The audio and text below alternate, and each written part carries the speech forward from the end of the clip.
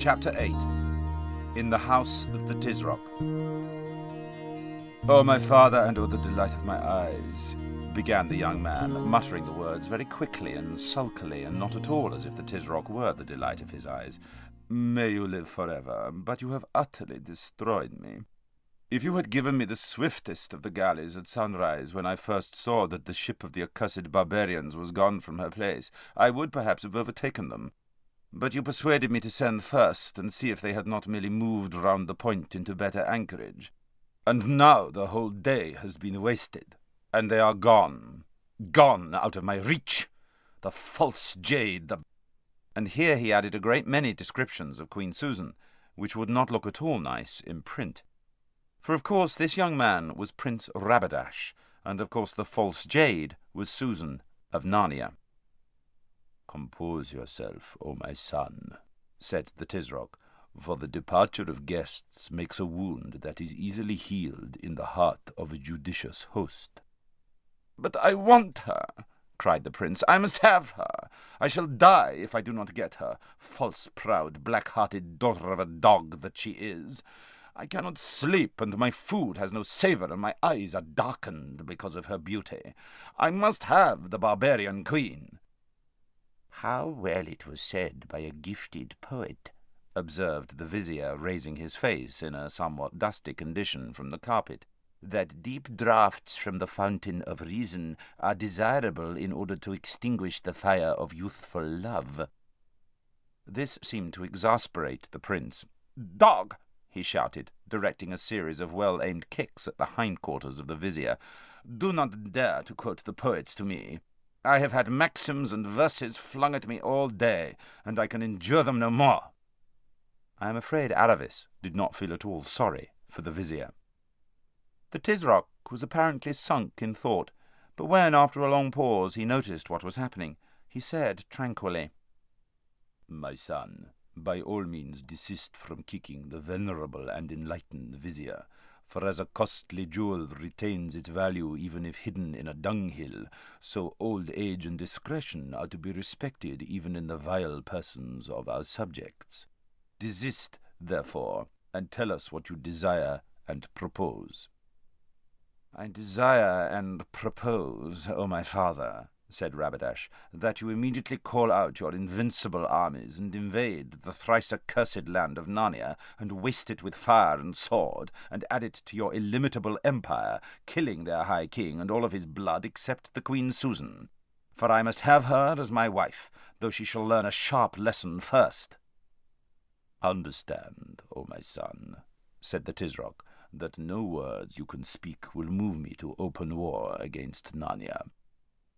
"If you were not my father, O ever-living Tisroc," said the prince, grinding his teeth, "I should say that was the word of a coward." "And if you were not my son, O most inflammable Rabadash," replied his father, "your life would be short and your death slow when you had said it." The cool, placid voice in which he spoke these words made Aravis's blood run cold. "But why, O my father," said the prince, this time in a much more respectful voice, "why should we think twice about punishing Narnia any more than about hanging an idle slave or sending a worn-out horse to be made into dog's meat? It is not the fourth size of one of your least provinces. 1,000 spears could conquer it in 5 weeks. It is an unseemly blot on the skirts of your empire." "Most undoubtedly," said the Tisroc. "These little barbarian countries that call themselves free, which is as much as to say idle, disordered, and unprofitable, are hateful to the gods and to all persons of discernment." "Then why have we suffered such a land as Narnia to remain thus long unsubdued?" "Know, O enlightened prince," said the Grand Vizier, "that until the year in which your exalted father began his salutary and unending reign, the land of Narnia was covered with ice and snow, and was moreover ruled by a most powerful enchantress."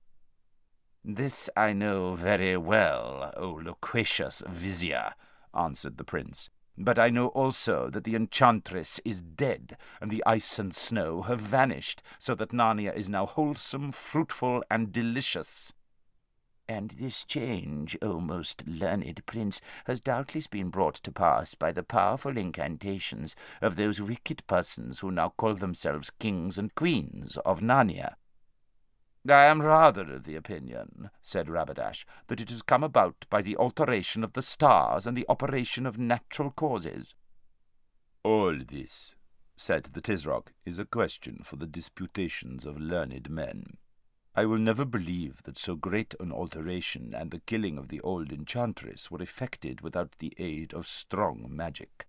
And such things are to be expected in that land, which is chiefly inhabited by demons in the shape of beasts that talk like men, and monsters that are half man and half beast.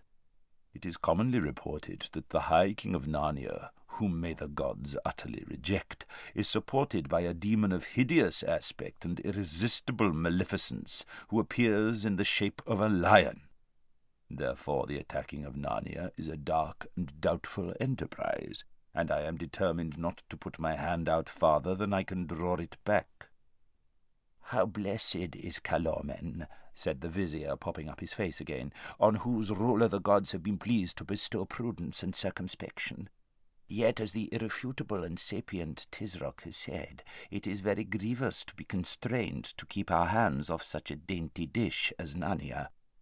Gifted was that poet who said— But at this point Ahoshta noticed an impatient movement of the prince's toe, and became suddenly silent. It is very grievous, said the Tisroc in his deep, quiet voice. Every morning the sun is darkened in my eyes, and every night my sleep is the less refreshing, because I remember that Narnia is still free.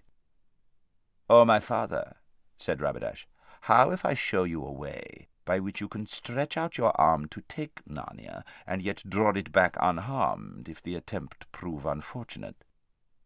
If you can show me that, O Rabadash, said the Tisroc, you will be the best of sons. Hear then, O father, this very night and in this hour I will take but 200 horses and ride across the desert, and it shall seem to all men that you know nothing of my going. On the second morning I shall be at the gates of King Loon's castle of Anvard in Archenland. They are at peace with us and unprepared, and I shall take Anvard before they have bestirred themselves. Then I will ride through the pass above Anvard and down through Narnia to Cair Paravel. The High King will not be there. When I left them, he was already preparing a raid against the giants on his northern border. I shall find Cair Paravel, most likely with open gates, and ride in. I shall exercise prudence and courtesy, and spill as little Narnian blood as I can. And what then remains but to sit there till the Splendor Higher Line puts in, with Queen Susan on board, catch my strayed bird as she sets foot ashore, swing her into the saddle, and then ride back to Anvard. But is it not probable, O my son, said the Tisroc, that at the taking of the woman either King Edmund or you will lose his life? They will be a small company, said Rabadash, and I will order 10 of my men to disarm and bind him, restraining my vehement desire for his blood, so that there shall be no deadly cause of war between you and the High King. And how if the Splendor Higher Line is at Cair Paravel before you? I do not look for that with these winds, O my father. And lastly, O my resourceful son, said the Tisroc, you have made clear how all this might give you the barbarian woman, but not how it helps me to the overthrowing of Narnia. Oh, my father, can it have escaped you that though I and my horsemen will come and go through Narnia like an arrow from a bow, yet we shall have Anvard forever? And when you hold Anvard, you sit in the very gate of Narnia, and your garrison in Anvard can be increased by little and little, till it is a great host. It is spoken with understanding and foresight. But how do I draw back my arm if all this miscarries? You shall say that I did it without your knowledge, and against your will, and without your blessing, being constrained by the violence of my love and impetuosity of youth. And how if the High King then demands that we send back the barbarian woman, his sister? Oh, my father, be assured that he will not. For though the fancy of a woman has rejected this marriage, the High King Peter is a man of prudence and understanding, who will in no way wish to lose the high honour and advantage of being allied to our house, and seeing his nephew and grandnephew on the throne of Calomen. He will not see that if I live forever, as is no doubt your wish, said the Tisroc in an even drier voice than usual. And also, O my father, and O the delight of my eyes, said the prince, after a moment of awkward silence, we shall write letters, as if from the queen, to say that she loves me and has no desire to return to Narnia. For it is well known that women are as changeable as weathercocks, and even if they do not wholly believe the letters, they will not dare to come to Tashbaan in arms to fetch her. O enlightened vizier, said the Tisroc, bestow your wisdom upon us concerning this strange proposal. O eternal Tisroc, answered Ahoshta, the strength of paternal affection is not unknown to me, and I have often heard that sons are in the eyes of their fathers more precious than carbuncles. How then shall I dare freely to unfold to you my mind in a matter which may imperil the life of this exalted prince? Undoubtedly you will dare, replied the Tisroc, because you will find that the dangers of not doing so are at least equally great. To hear is to obey, moaned the wretched man. Know then, O most reasonable Tisroc, in the first place, that the danger of the prince is not altogether so great as might appear, for the gods have withheld from the barbarians the light of discretion, as that their poetry is not, like ours, full of choice apothegms and useful maxims, but is all of love and war. Therefore nothing will appear to them more noble and admirable than such a mad enterprise as this of— Ow! For the prince, at the word mad, had kicked him. Desist, O my son, said the Tisroc, and you, estimable vizier, whether he desists or not, by no means allow the flow of your eloquence to be interrupted, for nothing is more suitable to persons of gravity and decorum than to endure minor inconveniences with constancy. To hear is to obey, said the vizier, wriggling himself round a little so as to get his hinder parts further away from Rabadash's toe. Nothing I say will seem as pardonable, if not estimable, in their eyes as this, hazardous attempt, especially because it is undertaken for the love of a woman. Therefore, if the prince by misfortune fell into their hands, they would assuredly not kill him. Nay, it may even be that though he failed to carry off the queen, yet the sight of his great valour and of the extremity of his passion might incline her heart to him. That is a good point, O babbler, said Rabadash. Very good, however it came into your ugly head. The praise of my masters is the light of my eyes, said Ahoshta. And secondly, O Tisroc, whose reign must and shall be interminable, I think that with the aid of the gods it is very likely that Anvard will fall into the prince's hands, and if so, we have Narnia by the throat. There was a long pause, and the room became so silent that the two girls hardly dared to breathe. At last the Tisroc spoke. Go, my son, he said, and do as you have said. But expect no help nor countenance from me. I will not avenge you if you are killed, and I will not deliver you if the barbarians cast you into prison. And if, either in success or failure, you shed a drop more than you need of Narnian noble blood, and open war arises from it, my favour shall never fall upon you again, and your next brother shall have your place in Calomen. Now go, be swift, secret, and fortunate. May the strength of Tash the Inexorable, the Irresistible, be in your sword and lance. To hear is to obey, cried Rabadash, and after kneeling for a moment to kiss his father's hands, he rushed from the room. Greatly to the disappointment of Aravis, who was now horribly cramped, the Tisroc and Vizier remained. O Vizier, said the Tisroc, is it certain that no living soul knows of this council we three have held here tonight? O my master, said Ahoshta. "It is not possible that any should know. For that very reason I proposed, and you in your wisdom agreed, that we should meet here in the old palace, where no council is ever held, and none of the household has any occasion to come." "It is well," said the Tisroc.